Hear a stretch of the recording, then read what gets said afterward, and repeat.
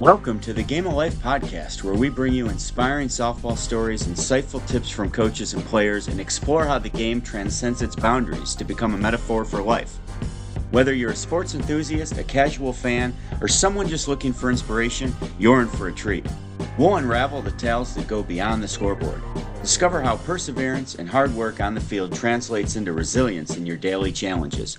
Learn about teamwork, leadership, and the unwavering spirit that fuels success, not just in sports, but in the game of life.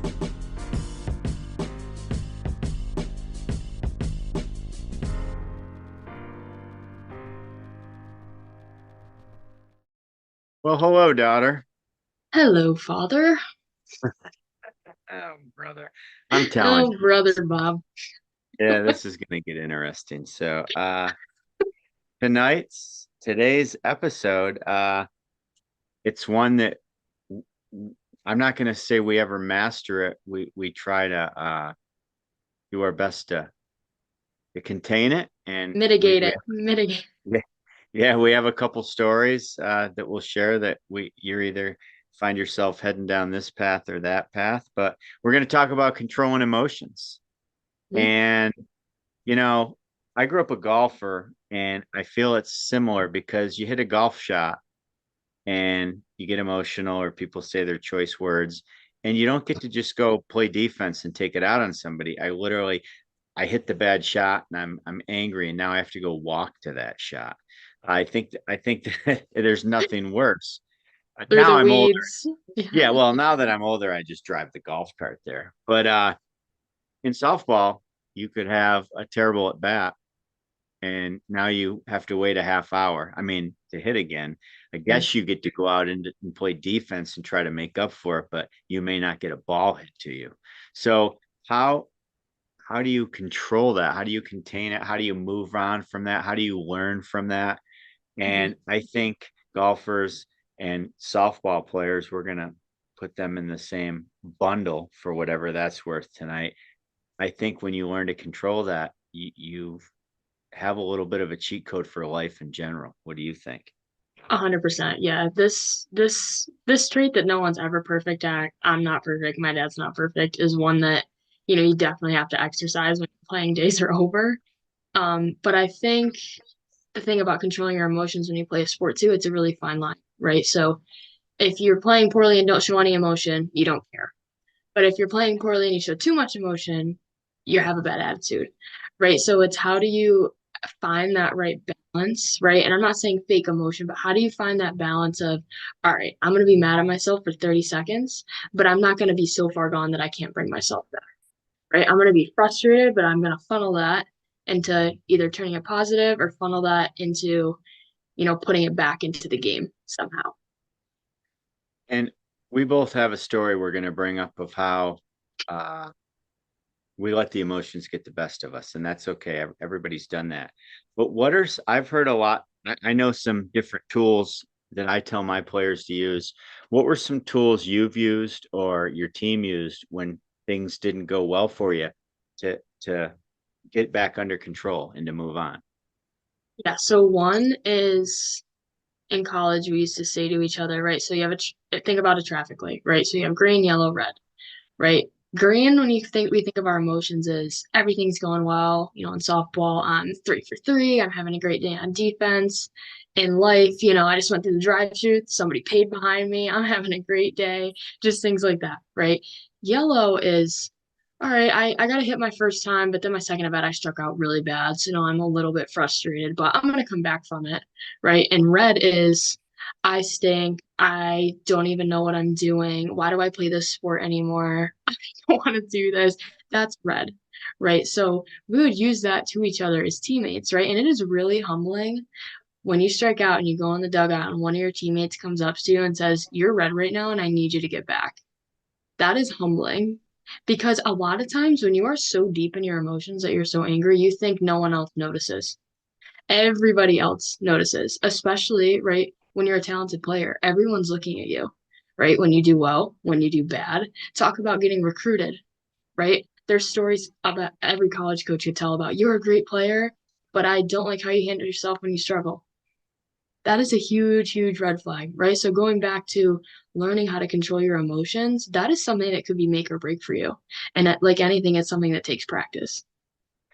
Well, I was going to say that because by the time you get to college, I'm not saying people don't struggle with that still, and Oh, they're on teams for various reasons, but for the majority of your teammates, you've practiced this skill. So when someone says don't go red, I mean, I'm guessing, all right, that's enough to trigger me to get back to where I have to be. But if I said that to a 10-year-old in an all-star game, right, even though right. we've talked about it, I don't know how they would handle it, and then you get parents yelling from the fence. So let's dial the wayback machine to being 8, 9, 10, and you're just starting out in this game. How do you practice that? How do you learn it? I think a lot of it comes from the role models or coaches you have at a young age. Like, I know for me personally, the coaches I had are, my parents did not put up with that crap. Right. They said, if I got a bad hit and I threw my bat on the ground, hey, that is not how you shoot your equipment. Pick that up. And at a young age, I'm like, whatever, haha. But now, like that little details like that from a young age, they progress, right? And you start, those are what we call like what I think of as building blocks and developing that tool for yourself. Don't throw your equipment. Don't say bad things. Don't say things in heat of the moment that you don't really mean because they're kind of coming to bite you in the butt. And my parents would literally look at me and go, "You're being pathetic right now. Like you're being embarrassing." And they would kind of just let me finish whatever meltdown I was having and then pull me over and go, "Do you feel better?" And I'm like, "Not really." Do And you, then we would talk about it, right? I think a lot of people, somebody has a meltdown and they just move on, right? Or my parents always gave me consequences. I remember, Dad, this is one of your favorite stories. I remember one time we were going somewhere. It's the French fry story. Yeah, I'll you tell might I'll want to tell you tell. where we were going. Mom Yeah. was working and I had tickets to the practice round of the PGA championship at Oak Hill. So I brought a friend and you and Jenna had to be like 3 or 4. You were too young to be at a golf tournament, but I didn't care. So we just went and I'll build up to it. We got there. We had to take a school bus to the golf course. You guys love that adventure. Then you get treats and snacks there. I wasn't too worried about noise because it's a practice round, but you were really little. So after about 8 hours of that, you guys were just gassed on the way home and you started whining. Yeah. So I started whining and I was just being a pain in the butt, for lack of better terms. And my dad said, "Hey, we're stopping at McDonald's. Ellie, if you don't cut your crap, you're not getting French fries." And I'm like, whatever, I'll get French fries. He's too nice. He's not gonna do that to me. And I remember we pulled up to McDonald's and he did not give me French fries. And he got my sister the biggest thing of French fries I've ever seen. And my sister was eating them in my face, like, they're so good. And I remember, I mean, at that point in my life, that was a huge deal, right? No French fries was like, whoa, he means business, right? But to me at a young age, it was like, oh, he really means what he says. I had a consequence for the behavior I had, and he stood by it, even though it was hard, probably to see my sad little face with no French fries. It was But torturous. it's just times like that where that made me a better person later on because I realized, there are consequences for my actions. So I need to take personal accountability for the way that I act and the way that I showcase myself. Well, and it didn't always work how we intended. We used to have a yell chart and I lost one time. It was on the refrigerator. So I think as a parent, you try, I mean, you're just trying what you're trying. But at the end of the day, we tried to give a consequence. And then my favorite tagline to you was, "We don't negotiate with whiners." So Oh my you could gosh. whine, you could whine and hold your temper tantrum all you want. And whether I'd inconvenience myself and leave church or inconvenience myself and leave a birthday party or stop doing what I was doing to take care of it, you had a consequence. And it backfired on me sometimes. But I think at the end of the day, that consistent effort is what helped you control your emotions, because before we get into one other story, I don't recall too many times where emotions got the best of you publicly in the game of softball. You had plenty of moments at home. We all do, right? Yeah. But but I think for the most part, and I could be missing one. I've had moments we'll talk about in a minute, but I think for the most part, that at a young age, the kicker was, I'll backtrack a little. You had a hard time expressing yourself, and we started you started taking martial arts, and you learned how to spin kick, and you got so mad at us you spin kicked the door of one of our cabinets and split it in half. I had to Hmm. take it chopped the wood. I had to take it to a private guy and spend a couple $100, and that was the consequence. But over Yeah. time, I really think not negotiating with whiners, having consequences, and then the martial arts even really Hmm. helped you. So I think too, one thing comes to controlling your emotions and having anger, everybody has to have kind of one reminder in their head or one experience where you're like, that was really bad. I never want to act like. And at the time, right, mine might be spin kicking the door down, right? That was embarrassing and not good, but it taught me, oh my gosh, I took it too far and I'm never gonna get there again, right? So that was a crazy day. Going to my dad's example, I'll let you take it because you have a Well, good perspective. well, fast forward, we're in 10U softball now, and we had an interesting situation in our recreational league where we had all-star teams and they let us travel.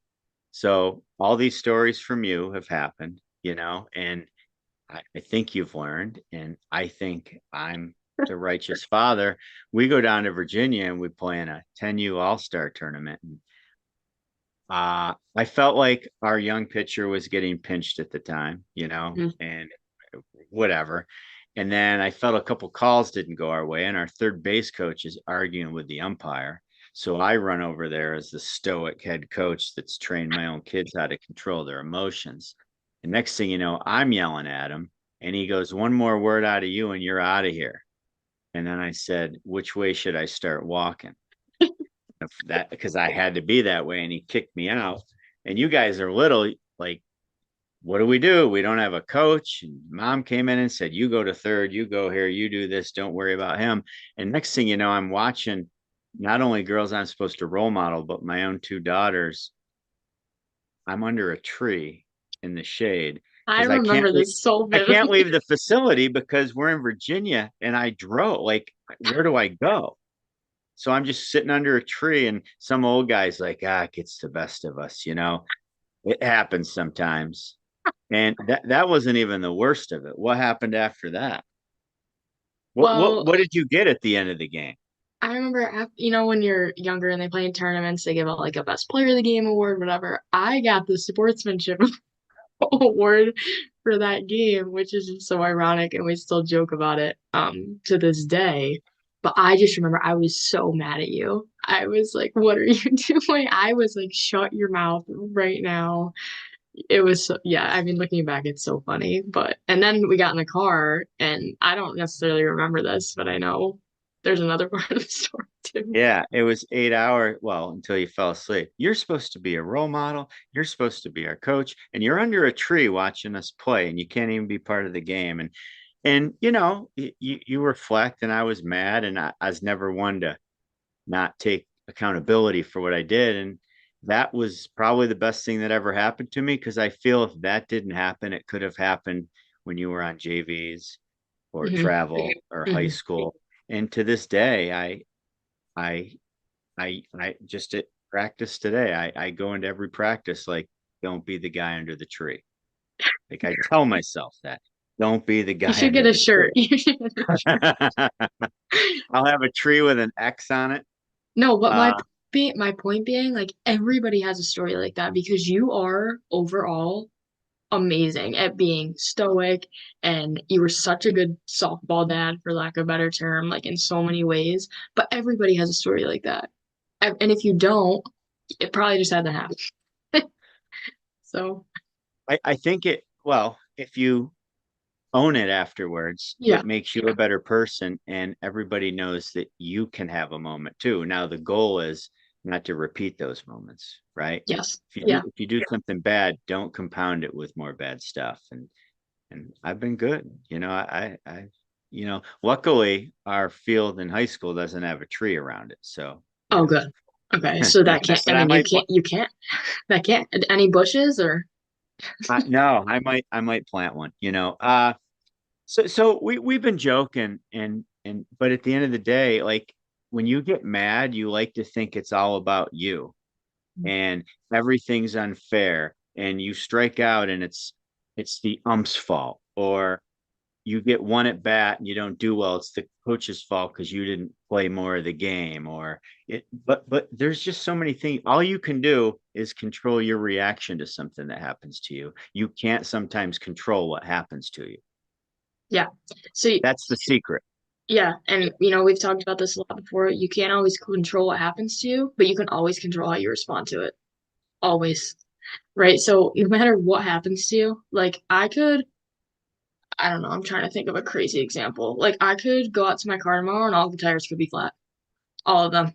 Right? Who knows? That could happen. I'm not manifesting that for myself.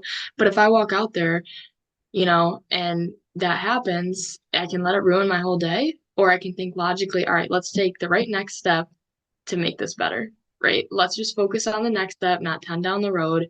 And going to this next piece too of, I've always had a really strong faith. I think that's something that's really important to me and gotten where I am today. For me and my dad and my whole family, I think everything happens for a reason. Everything. And I'll be the first to say there's things in my life I do not understand the reason yet. There's also things that have happened to me in my life where X years later go by and I said, that kind of makes sense now because it instilled this trait in me that I needed for this down the road, or it showed me how to do this that I needed later on. Right. But everything happens for a reason. And when things like that happen, right, where you're stuck behind a slow car, someone at the drive-through isn't serving you fast enough. I try to think about it, right, is what am I being protected from right now? Right? Why is this happening to me? And maybe it's protecting me from something else. And that just allows my mind to shift to, okay, this is happening for me, not to me. Right. So, and I can be better at it. I still get mad, but I just try to take a deep breath, keep perspective, and say, this is happening for a reason. So I just need to stay open to what that reason could be. Sometimes we don't get to know. No, I like that it's happening for me, not to me. It's a game, softball or any athletic event you Yeah. take part in. And if So is life, everybody, game of life. well, yeah, but if everybody had good moments, then it wouldn't be a game anymore. Because like in a sport, you have to have a winner and a loser. But if you take that's happening for me, not to me, if you have a bad moment, you win from the lesson if you're open to it. Mm-hmm. Now that you're done playing, and I mean, we'd go back, and I wish we could go back and have lots of fun travel experiences. I remember so many more memories from the whole experience that don't involve the anger and emotion of bad times you or your sister have. I remember the lessons we learned from it, and the feelings I had and the fun I Mm-hmm. had, and just embracing the process. And I think the superpower is the sooner you can try to be present and understand that while it's happening, you learn more and you can transfer it into life afterwards, if that makes Yeah. sense. And I think in order to, kind of act like that in the moment, you have to have perspective, right? Because if you are just locked into what you're doing, right, sometimes you're so close to something that you can't see it clearly. Sometimes you have to force yourself to kind of take that step back and say, okay, I was 0 for 3, right? My next at bat is not connected to my first three. And I would talk to myself sometimes. I would sound crazy. I'm like, Alli, it's okay. It's really okay. You're gonna get the next one. And as silly as that sounds, when you talk to yourself, you convince yourself.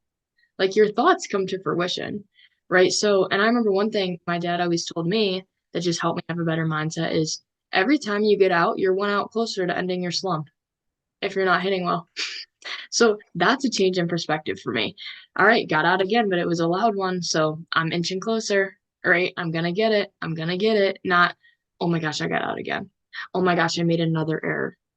Right? It's okay, that was exclusive from what I'm about to do next. Right? It's kind of the anybody who ever watched Finding Nemo, the Dory mindset of, oh, next thing, right? Short-term memory, forgot about it. Right? And I like short-term memory.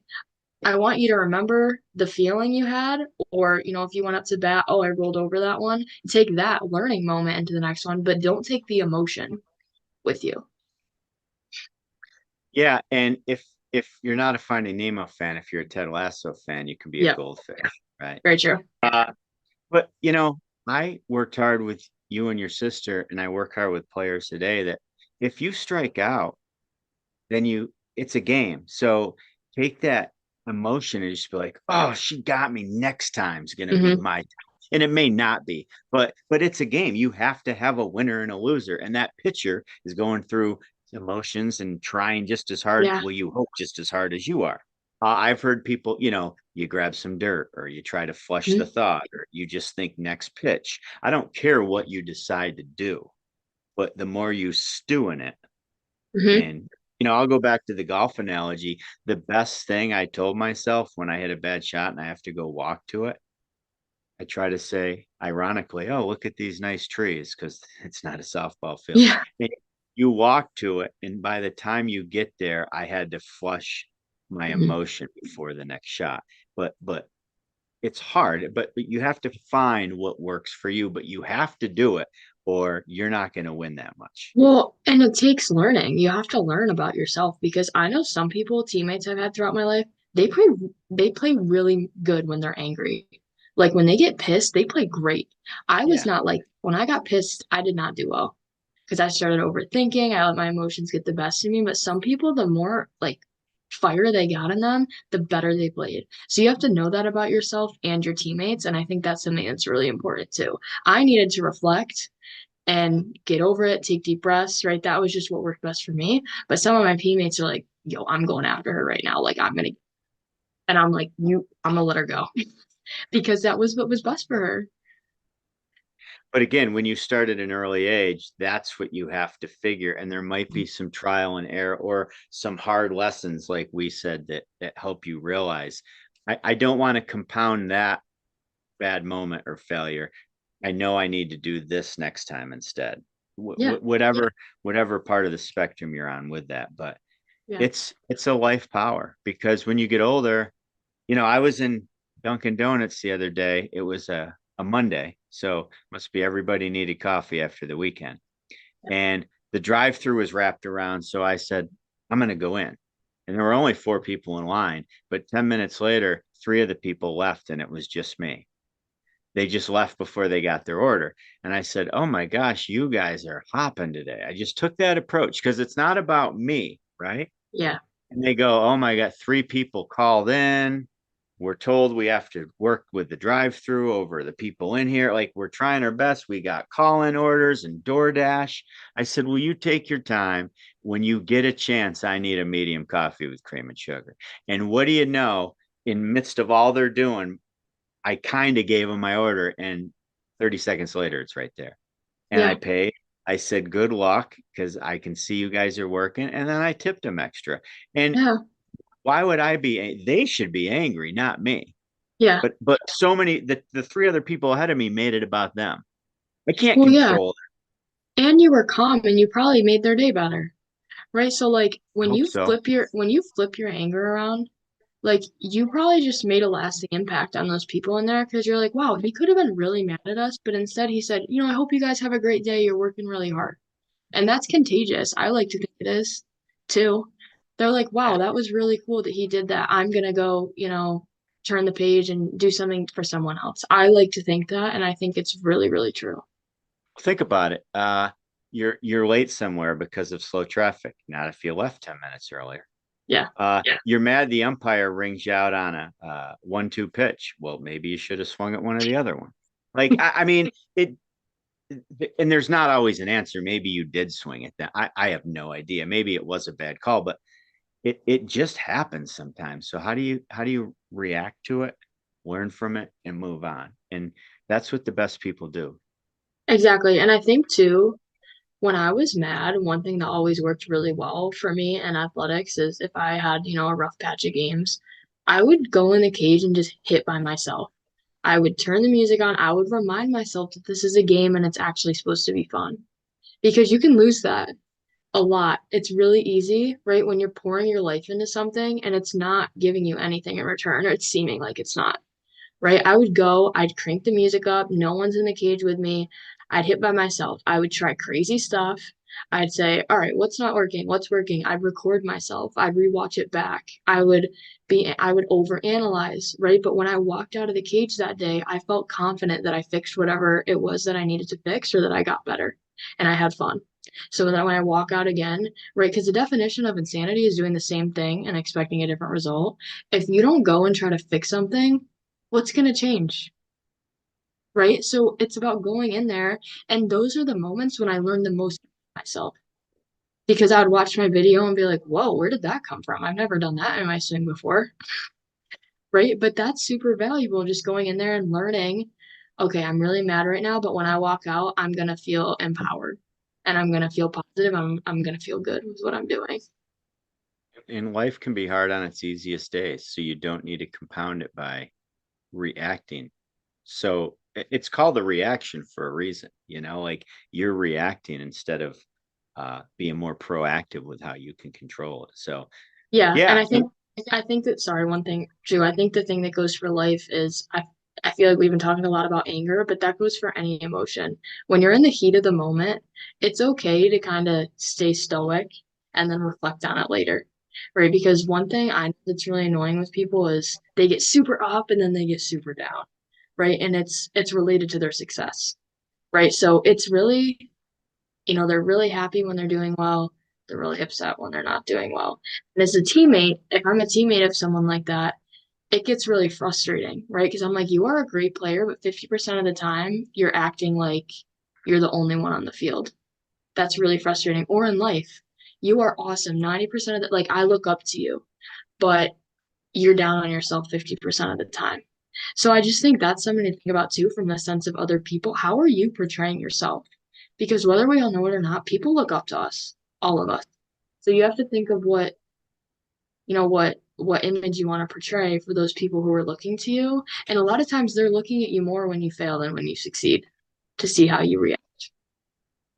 So to sum it up, if we could go back and help ourselves out, I don't know if we should have avoided our situations. Uh, but if you're a young girl playing the game, or if you're a young parent, and we could have a whole episode on the emotions of parents in the game, because there's nothing better than watching your son or daughter play, shine in anything, a musical, play, whatever. That's a whole nother episode. But when it comes to anger, I think it's very important to learn how, I don't want to say accept it, but understand and control it. And Mhm. then it's important to react to it how you wish to react to it, and then learn from it. I agree. I totally agree. Going off that, I think it's one of those emotions you have to work through it, not get over it, right? Figure out what's actually making you angry and kind of dissect it and learn something from it instead of just push it to the side. Because that's when you get, oh my gosh, if one more thing happens to me, I'm going to explode. Right? That's the feeling that we've all had before that we want to try to avoid. So just work through those feelings. All right. Well, this was fun. Like I said from the get-go with this podcast, it's a pleasure to get to talk to you even more than we normally do in a week now. Yeah. And hopefully people learned a little, and most importantly, they were entertained and realized how crazy we were back in the day. That's Yeah. And okay. thank you everyone for the support so far. And we love hearing all the feedback and everything. So it's been awesome and thank you. Yeah, and check us out on YouTube, of course, Game of Life 247, and on our Instagram page, which is growing like a weed. It's not, you should say sprouting like a flower, not growing like a weed. Sprouting like a spring flower. There Yes. you go. All All right. Until next time, Allie. See ya. right, bye.